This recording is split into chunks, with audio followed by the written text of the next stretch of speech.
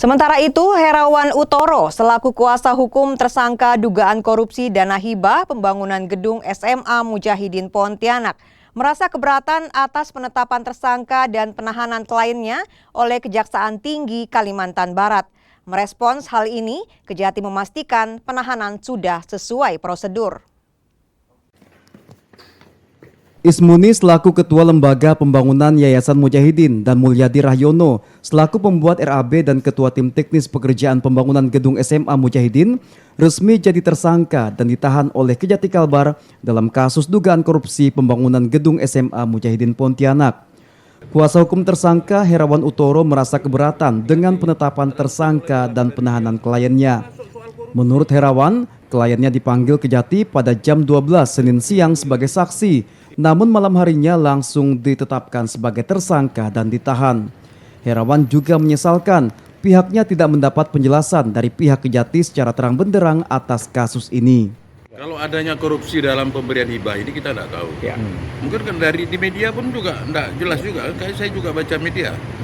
Perbuatan korupsi dalam pemberian hibah ke Yayasan Mujahidin ini apa kan kita tidak tahu. Apa peristiwanya? Apa peran mereka, hubungan di antara mereka. Mungkin lebih tepat kepada keberatan terhadap penetapan tersangka dan penahanan ini. Itu bisa ke internal penyidik, jaksa tinggi ya, atau ke pra-peradilan. Merespons keberatan kuasa hukum tersangka, Kepala Seksi Penerangan Hukum Kejati Kalbar Iwayan Gedin Arianta menyatakan penanganan kasus sudah sesuai prosedur.